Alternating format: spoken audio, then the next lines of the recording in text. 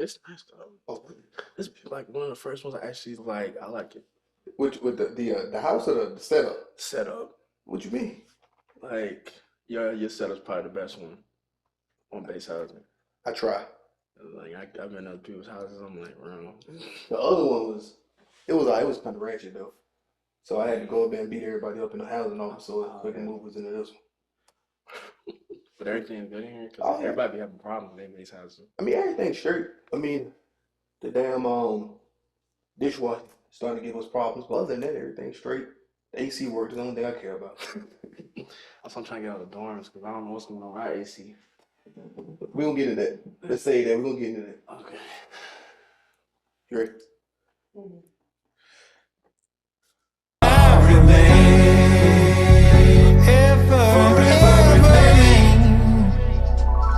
Hey, they didn't think I would do it, but I did it. Really having it, really winning. Was times that I thought I'd forever be sinning and spending whatever to stand on the business. But God bless the game, did it all but a sinning. All the shots they let off, but they ain't hitting.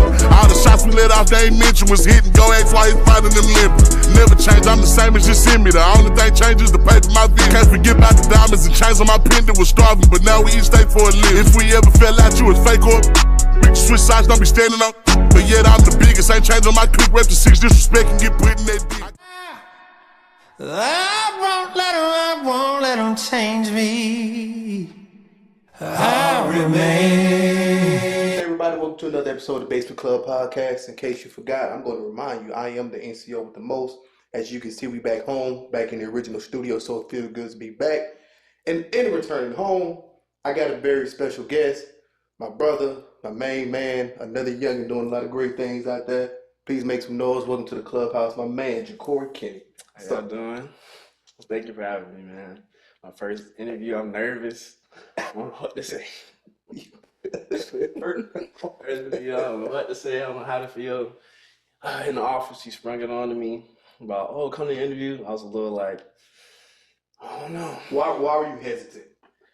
Because just, I know it's a conversation, but being in front of people, well, in front of a camera, it just has me like, I don't know. I don't want to say nothing crazy. Yeah. I'm just a little nervous, man. I got you, man. So I'm gonna walk you through it. So let's go back. Let's go back. So you're from North Carolina, man. Yeah. Just tell me how it was for you growing up in North Carolina. What did the young Kenny do to stay out of trouble in sports? Yes. How I am now, staying out of trouble, not really. I wasn't like everybody else. I was like, oh, I had like bad experiences. I've been through all this. Honestly, I was like spoon fed. To be honest. But me being from the South, I kind of got a taste of the suburban life and then the countryside. But I mainly grew up in like nice housing and everything. I never had anything bad or nothing like that. Yeah, my life wasn't terrible. Mine was like spoon-fed life, going hard. So brothers, sisters, anything like that?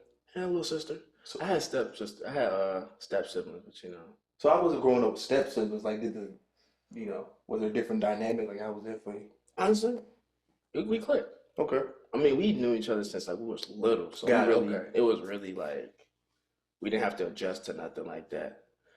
I actually liked it because I grew up with all girls. Got it. So like anytime there was a male in my family, he was either older than me or he was like way younger than me. So I could never really like relate. Yeah. But now I got a stepbrother. I'm like, yes, right. Stepbrother. I can talk to him. I can just, we can be boys. Yeah. And then like even with cousins, like way older. So like we could relate, but not on like a level with my stepbrother. I miss him though. We don't really talk anymore, because like family situations. Right. Stepsister, it's cool. I grew up with girls, so that's really nothing. Yeah. I think that was more for like my little sister because like her being with me, she never really got that like older sister thing. Yeah. So she was just kind of like, But yeah, growing with step siblings wasn't as bad. I liked it. I missed them a lot though. So, big family guy, obviously, real huge family from what I just having conversations with you. So whenever you told your family, like, hey, I want to do this Air Force thing. Oh, no, it wasn't me. Okay. So I go into that for me. How that go? No, me. So, me being in high school, very smart kid, never liked school, but I still didn't know what I wanted to do in my life. Right. My mother came to me because living in like Jacksonville, North Carolina, that's where I'm from. It's a nice place, but it's easy to get comfortable there. Yeah. It's really easy. You can get stuck there. It's not a bad place. But back to what I was saying. What was I saying? My mother, she looked at me and she was like, son, you're a smart kid. I love you. I support you if you stay home. Yeah. I don't want you to do what I did. Yeah. This is not worth it. Yeah. So she said, you can either go to college or you can go to the military. So I was like, you know what? I don't like school right now. I'm going to this military. She's like, all right, cool, let's do it. So she been there since day one, helping me out. She's like, let's go. There for the ASVAB, helping me study. She was not playing. And then everybody else just followed suit.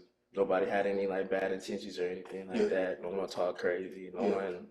Everybody was just like, I'm happy for you. So I'm glad you're making a decision for yourself. Because a lot of my family members stayed home. It was like, you need to be the person to make the difference. You need to be the person to just go out, live your life. So speaking of that, being a person that's, making a difference and kind of, pave a different path to show your family you can do other things. Did you kind of feel pressure from that, or was it an easy choice for you? It's like, okay, I see what they're doing. I don't want to do that, so let me pivot and go this way. That's exactly how it was. Okay. Being, again, North Carolina, seeing everybody stay there. Yeah. I'm like, I don't want to be like y'all. Yeah. I got to move. My mother seen the same thing. So she was just, ride or die. Let's go.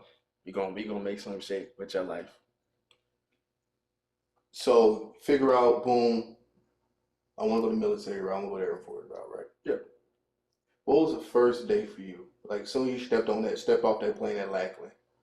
What was that first night for you? I watched so many videos on like VMT. So I was like, bro, what's finna happen? Because we're on the bus. Right. So Raleigh all the way to like the airport. Yeah. So you on this bus, everybody's laughing, everybody's talking. It's like high school. Like we just got off, came from a game or something. We like at bus stops. And we see two sergeants. And this is how they got us. Yeah. One dude came up chilling.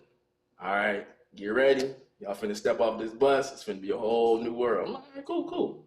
As soon as we get off that bus, It's a wrap. all right, here we go, let's go. Let's go. There's sergeants standing there yelling. I'm like, oh my God. I'm over here running the wrong way. I'm so nervous. Yo, where you going? This way. I'm like, oh. It got so bad. And then when, like, the time we got there, we couldn't sleep. We had to go through the whole day. Yeah, the whole I'm over here like, he said, stand at attention. I'm over man. But yeah, crazy experience. What you see on YouTube is what you're going to get in real life. I don't know now, but that's how I was. Did you yell that? Yes. So they did the whole yell. Because you know they're not yelling now. They stopped yelling in basic training back in like 23. What? Yeah, they soft now. I don't know what's going on. I know like, they can't really do too much. Yeah, they yell at us. Yeah. Man, they was whooping our ass back when I went through. No. Like 2020, that was the last year. That year is when everything kind of switched to what it is now. You know what I mean? Like, after COVID and all the other situations that happened that was going on throughout that time, like that's when basic training really switched, to a more linear teaching style of basic training, which I think is crap. But, it is what it is. Yeah, first we got yelled at. I mean, they couldn't really like put their hands on us, right. Like back then they did all that stuff. But now they just yelled at us. They could kind of get in our face because we just getting out of COVID. Right. You know what I'm saying? So they could kind of get in our face and yell and everything. I don't think we had masks. No, we didn't have any masks or nothing like that. But yeah, they yelled at us. They stopped yelling. Nah, that's not BMT. That's not BMT. You got to get the full experience. Like, nah. They're not going through the gas chamber. Like my airman, when he went through, like he didn't go through the gas chamber or nothing. Instead of Beast Week, they had a Beast Day. We did too. We had a Beast Day, but we went through the gas chamber though. Y'all don't have a week? No, we had a day. Why all y'all say that? Y'all all like, oh, you didn't really go through Beast Week. I was like, what you mean? Let me tell you about Beast Week. Okay. So what you did for Beast Day is basically that, but it's spread out an entire week. So it's supposed to, simulate deployment situation. Right. So we got there on a Monday. We're not scheduled to leave from Beast Week until I think Thursday. So that entire time, sleeping in tents, we're going through different trainings and things like that. Like, so for me, example, for my flight, we had laundry monitors. People were supposed to make sure our laundry got clean. Well, our laundry person wasn't really the swiftest, right? So none of our laundry got clean. So we were wearing the same clothes, wet clothes, the entire time. Wearing Beast Week, sleeping in the tent, sleeping in it's like we're on cots. So like what I had to do was I had to take my Kim gear. I had to put it in my duffel bag. Yeah. So I could make a pillow out of it. You know what I mean? And like that's how we slept. I was living in the boonies. Yeah, like we was in the trenches. Like that's Beast Week. Okay. This whole Beast Day crap. No, this y'all saw. They don't even call it beast no more. They call it pacing forwards. You see what I mean? So they took that for us and condensed it into one day. So when we got there, exercises, we in there, go, go, go. And then same throughout the night. One day, just full on exercises. We ain't get no sleep. We got sleep for like 30 minutes. Get back up. Did you have to pull a watch out there? B? Oh yeah. Oh yeah. Yeah. We all died. No. Yeah. We all died on the exercise. Man, everybody died. They got us because I think it's like what's the thing called? I guess something like when the intruder, right? Yeah. And you're supposed to have some sort of reaction time. Yeah. No one had no reaction time. See, I was just out there. They called the siren, so the siren came on. He said, "Everybody get outside." What? I'm like, what? He said, "See, y'all don't know. I see y'all weren't paying attention, huh? But it's our first day out here. Why are you?" I'm like, all right, man. Man, crazy. But yeah, condensed into one day. Y'all had a whole week of just straight in the mud. In the mud. Golly. First day we got to get out there. First day you go through the whole process of things. Mm-hmm. You get to your tent, figure out who you're rooming with. Then you got your people. Then we went out. We came out. We ate lunch. Then we had to eat lunch. How we ate lunch? We had to back to back. We had to stand back to back. Then we had to sit down. Then we had to eat the MREs sitting back to back to each other. Oh, we was bougie. Yeah, so we was like barter, you know what I mean? Like, hey, I give you a cracker for a Reese's cup. Or, oh, you got chili mac. You got the chili mac MRE. Yo, I'll give you some of the tuna or the cheese spread for the chili mac. You know what I mean? So we had to do that. That's how it was the entire time. So we got in trouble. So in Beast Week, you got the sister flight. So the brother flight was paired over the sister flight. So it was one night they simulated a mortar attack. So everybody had to come out their bunks. So we did all the dudes. We came out of our tents, weapons, we ready. So our sister flight tent, they came out. 3 of them forgot their weapon. 1 of them forgot their helmet. And when they were coming out, they were flagging. They had their weapon. They were flagging everybody, like pointing the weapon and like shooting everybody. You know what I mean?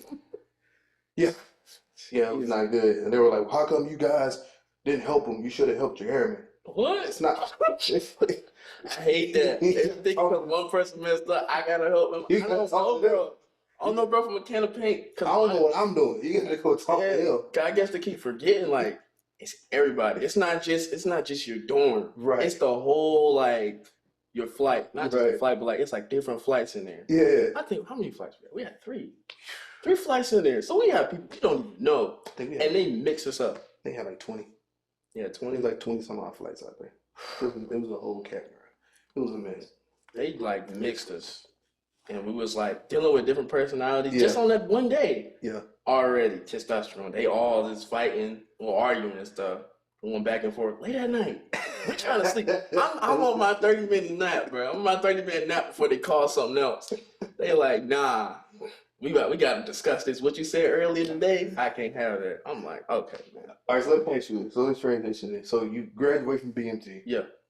You go down to Keithley. Yeah. Go down to Biloxi. Yeah. Now, you already know.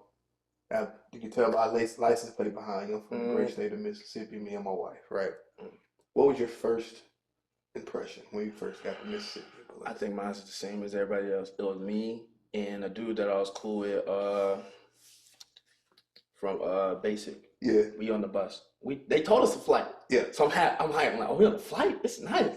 But now they're like, nah, we on the bus. I said, all right, cool. Y'all on this bus. Y'all drove down? Yeah. Okay. Oh, my leg is tired. I'm like, bro, I want to go on this flight. But on the bus, we get there. What happened? The bus door opens. Yeah. Again. All right, everybody get on the bus. I'm like, oh, hey. We are beast free. Beast free. We don't gotta do none of this BMT. You can relax. And then so we hurry up, we get down there. I was like, let's go, let's do this. BMT all over again. Yeah. Nah, that's just them scaring us. Right. So then they make us take our duffel bags and line them up. Yep. So they rush, hurry up, you got 5 seconds, line the duffel bags up. I'm like, for what? Can we just get some process us? Let's do that. Yeah. You making us do all this extra stuff, man. And you know, after you got that done, I got this beard, so you gotta have a shaving with me. Yep. Man, he going down the line. He said, when I call your name, say here. He said, Kenny. Kenny, I said, yes. You got shaving with? Yeah. He said, all right. They ain't never bothered me after that. But after the in processing, shaking us up, they took us to the classroom. They all the MTLs introduced each other. Yeah. Yeah, it was cool. It's a smooth experience. Did you like Mississippi? Yeah, I like Mississippi. I just feel like I wish I had a longer time. Cause you know, my job, you only get like a month, barely a month. So you really can't do anything. And then on top of that, the phase cards. They don't tell you about the phase cards. So like it takes a little bit. Yep. So then that kind of condensed our time even more to even go out. And then none of us had a car. So we had to go to like people with different jobs that was longer. Yep. So say, hey man, you got a car? I was like, yeah. We'll go to the bowling now. Oh yeah. Yeah. I wish I could have stayed a little longer. So what phase did you get to? If you were only there for a month, I know for us we had 3 phases. I don't know if it was the same for you guys. So what phase did you? I forgot what phases we had. I know there's like a green phase. I don't know. I think we did have 3 phases. Okay. It took a minute though. Don't exactly remember the colors, but I know we had those phases. They made us take a test to get a phase. Oh, we didn't have to. But we didn't have to do all that. Me and my homeboy, our dumbasses forgot to study for the test. So we failed. We failed miserably. They asking us, who's this guy? Who's that guy? It's a written test. I'm like, man, I ain't making this shit. I might as well get ready to stay in them dorms my whole experience. Nah. So then he was like, so we get to the office, me and my homeboy, he's like, you know, both of y'all failed, right? I said, I know. He said, you know what? I'm gonna make a deal with y'all. If y'all can do these push-ups, it was like, I don't know how many push-ups. He made us do like a bunch of push-ups for a certain amount of time. We had 1 minute, like a PT test. I think we had to do like 60 push-ups in a minute. In a minute? Push. Oh, okay. Well. Making us push. But yeah. And he's like, you know what? Y'all got it. Here's y'all cards. And that was that. What was your favorite experience? My favorite experience. Being in tech school. Probably getting in trouble. That was exciting. I was like, yeah. I think that was my favorite experience so far. So failing the test was your favorite experience? Yeah. Having them crazy experiences are better. I like that. Yeah. What so you eventually do graduate from tech school. Right. You know, how that 4-week, month-long course, get to Hanscom, your first base. Now, when I first got here, when I graduated tech school, my first base was Japan. So nice. I was able to, you know, I stayed in the dorms, so I was able to actually feel like I was in the military. I was able to get that. I had that community of airmen. You know what I mean? But like when you get here, Hanscom is your first base. It's a small dorm. It's like what, 35, 40 of you guys in the dorm room. You know, how were you able to kind of, I guess, change your mindset to be able to cope or to acclimate yourself to that? You want me to tell me like my experience, like when I first? Yeah, like, you know, when you got here, like when you saw everybody, oh, this sucks, or, you know, what was your... I didn't know what to think, to be honest. Okay. I really didn't know what to think at all. I'm getting off the plane. I called my supervisor. He sounds cool, but I'm not falling for it because I already been through BMT and tech. So I'm like, all right, what bullshit you about to pull? I come off the plane, mind you, tech school, it's Christmas, so my mom gave me like all my stuff. So I got these big ass bags, my little arms. And I come out the plane, he's looking at me like, damn, bro, you got a lot of luggage. So he's a cool dude though. Cool dude. He helped me put my luggage in his car, and he just talked. It was chill. I was like, I like him. He gave me a whole rundown. He said, yeah, I'm gonna help you get in your dorm and everything like that. And he was talking most of the time. I'm new. I'm quiet. I was Right. like, I ain't trying to say nothing crazy. First I'm just time. getting a joke. Yeah. Right. So fast forward. We get to the dorms. Show up into my dorm. Then we go to the office. Walks me around everybody. Yeah. I don't know nobody, but people welcome me with open arms. Good. I like it. And what made me feel better is like one person in there. Shout out to my boy Knight. He said, "Where you from?" I said, "I'm from North Carolina." He said, "Oh, me too." Yeah. I said, "Yes." I said, "I need somebody to relate to."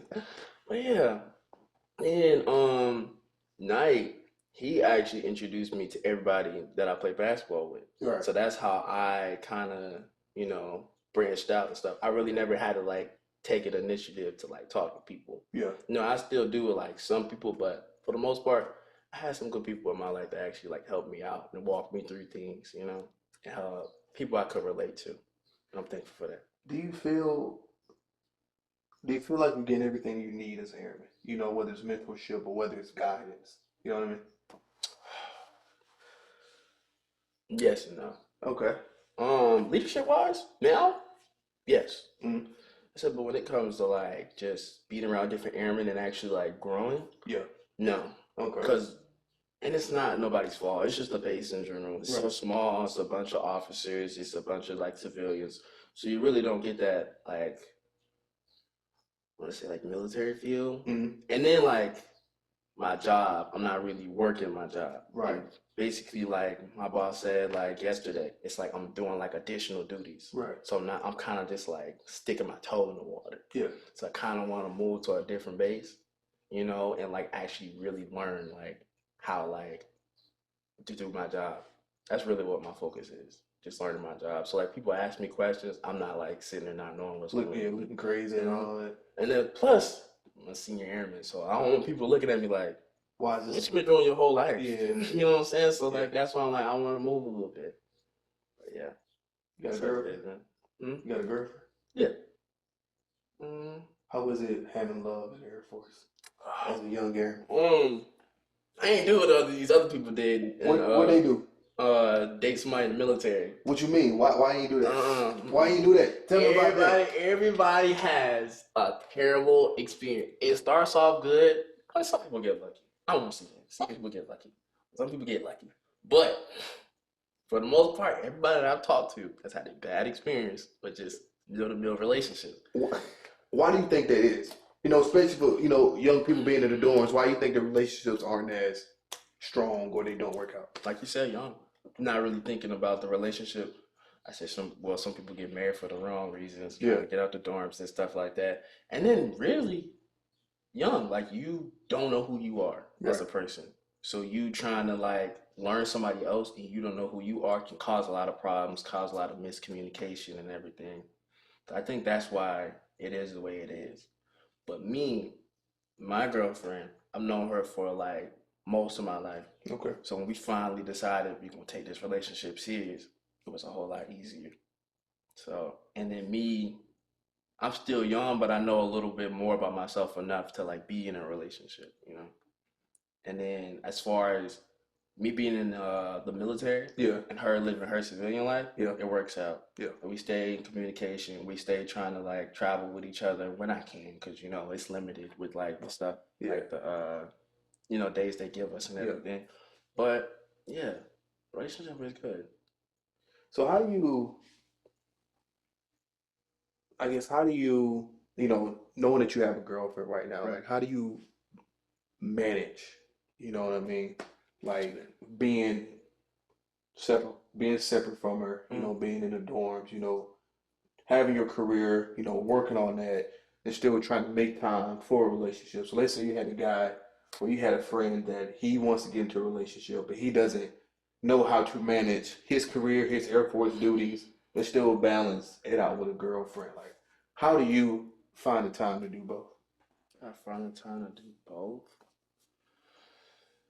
I don't know. You gotta figure out what's most important to you. Mm-hmm. Sometimes you just have a bunch of extra shit in your life that you know damn well you don't need. And I think that's what it is. Because this job that we have, actually, it also depends on your job too. Okay. because sometimes if you security forces, Oh yeah. that's a challenge. Now that I can't answer because I'm not security forces. Yeah. Because your schedule change every single day. Yeah. But if you a 9 to 5, you know, you in the office, you Yeah. know how to manage. You just gotta learn how to like, you know, put certain stuff to the side. You know, like when your friends want to go out and stuff like that. Sometimes you gotta say, no, I'm about to take my girl out to this trip. Right. And that's really it. Just cutting out all the bullshit and being real. Just like, hey man, I really don't need to go here. I need to go spend time with my girl. I ain't seen her in I don't know how long. And then that's it, man. What's the worst part about me? What's the worst part about living in the dorm? Ooh, living in the dorms, dealing with other people, dealing with different personalities, not having your own like space. Yeah. I mean, I got lucky and got like some cool personalities, but like me being around other people and realizing like, yeah, some people just don't match up. Yeah, that could cause a problem. But just my biggest thing is having my own space. Being able to walk around my own spot without having to worry about someone walking in, random inspection, like looking through my stuff. I don't need all that. That's why I'm trying to stack this money up. I know it's expensive out here. Stack this bread up and get me an apartment. Get up out of here. Or, yeah. You feel like,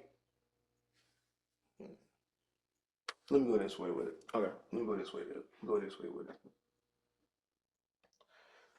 So, being young, right? Right.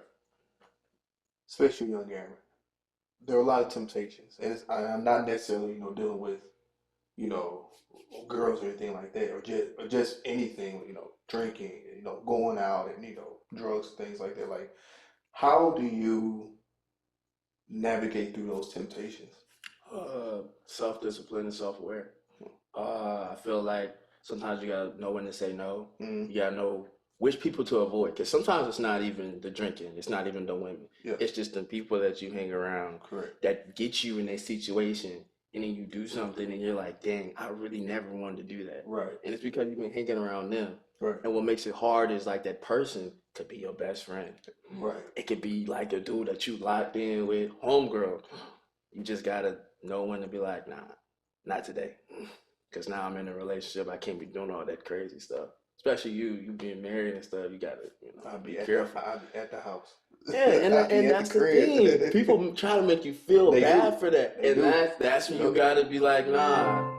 That's when you gotta be like, nah, They'll tell me, you always in the house. I'm chilling. We got a good relationship. I'm happy. It's free here. Whether I'm in the dorms in the house, I'm chilling. I ain't got nothing. Ain't nothing out there for me. Zero. That's when you gotta keep telling yourself. Zero. Nothing's out there for you. Yeah. You want to do 20? I'm playing with it right now. What's stopping you from making that? I don't know. Being sure. I don't know, man. I see myself doing 20, but I don't know. I'm still like young, so I'm still like, there could be something else out there. I'm gonna stay here because this is stable, right? And I'm gonna, use it as much as I can. Yeah. But yeah, I'm young. I'm trying to see like, okay, so what else is out there? But I don't know. You got your education. Nah. You need to get that. No. You start working on that. No. I don't know what I want to do yet. I'm not sure. What you think you want to do? I want to do something that like the same as my job. So it's not as like difficult. Yeah. So it's like easier for me to do. Probably something simple like HR or something like that. Okay. That'd be nothing crazy. What about you? How did you figure out what you was gonna do for like school and stuff? Because that's what I usually ask people. Like, how did you like figure out? Like, yeah. Well, when I first started going to school, so I first enrolled in college back in 2020. So when I first got in, I was doing communications. Okay. Because, I always like, podcasts and things like that. So I kind of figured like, hey, let me go into communications because it's something that I like to do. So I took 2 classes that was like, I don't really think this will work out. You know what I mean? Because, a communications degree and, just doing research, like people aren't really looking for people with communications. Especially when you start podcasts, things like that. So I was like, okay, let me try to pivot. And then, just doing some research, I stumbled upon business. And there are different subjects that goes into a business degree. So, I just decided to do that, and Thankfully, I finished up my bachelor's last year. I just started my MBA. Got done with my first class this past Wednesday. So, Congratulations. yeah, that's kind of how I stumbled upon that, man. Just doing research. And I feel like that translates a little bit more into, whether you want to do the HR or you want to be a project manager or you want to do like marketing and things like that. That can transfer into doing more skills. Which goes into my next question. Do you feel like the Air Force is preparing you to do something outside of the Air Force? No. Why? The Air Force is like a regular 9 to 5. They want you to do what they want. You gotta like use the benefits that they give you to figure out what you want to do. Yes, it gives you a good foundation, but it's not gonna like. I mean, there are some programs that can help you, but the main mission, no, they're not. They're not here to like, oh, we want you to go do this or that. No, they want you to do what they want you to do. So, no, I feel like you have to go out and go do it yourself. But shoot, I need to be doing that.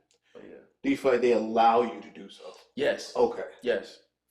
I feel like it depends on your leadership and stuff like, how much they really mess with you and stuff like that. Right. Thankfully, I got a good leadership. Right. That's like pushing me towards like, hey, you should go do school. Hey, if you're not like sure you're gonna be here, right, for this amount of time, you should go try doing this. Yeah. I got people looking out for me, helping me like find opportunities and stuff like that. Sure. So it all depends on like the people around you and stuff, and like you taking that initiative to like find those opportunities if you want to change your life.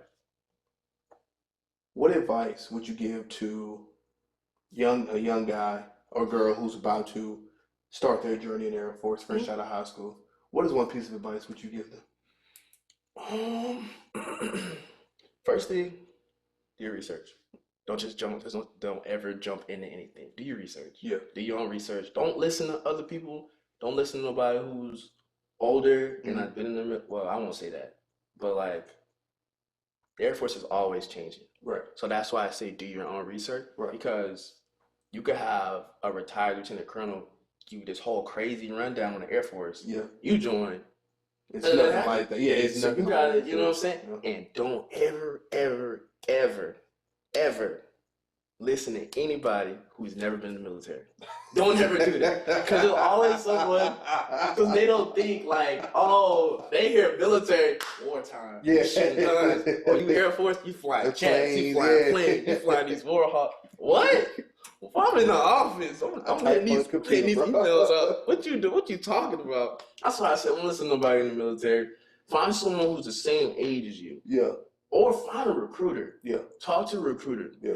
They always know when stuff is changing and everything. And then when you join this military thing, make it your own experience. Yeah. Make it make it fun for you. Yeah. You know what I'm saying?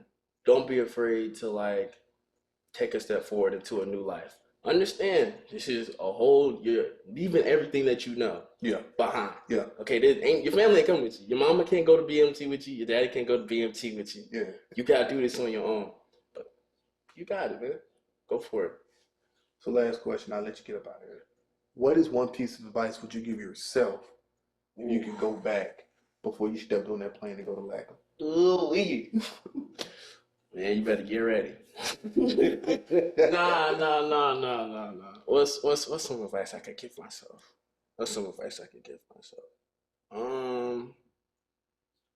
Break out of that introvert early. Because going back to where I was from, I was a good kid. I was chilling. Always like nice people. I could talk to a lot of people, but I was introverted. Yeah. Understand that what you think in your head, that's what I tell myself. Understand what you think in your head is not how other people perceive you. Yeah. You know what I'm saying? They don't see you for your mistakes. They don't even know you. Right. Go in there with a clear head. Understand that everybody's on the same playing field. We fight the same fight, bro. Yeah. You're good. Go in there. Don't be scared to like talk to people, ask questions. Because I made a lot of mistakes, so I'm trying to like figure things out by myself. But it's like, you can't do that. You've never been here before. Right. So that's what I would tell myself. I lied. This is the last question. If there was something you could change with how the Air Force do business, with its leadership, prepping us for being on the outside, or whatever, what is one thing you would change in how the Air Force do their business? Do their business? Yeah.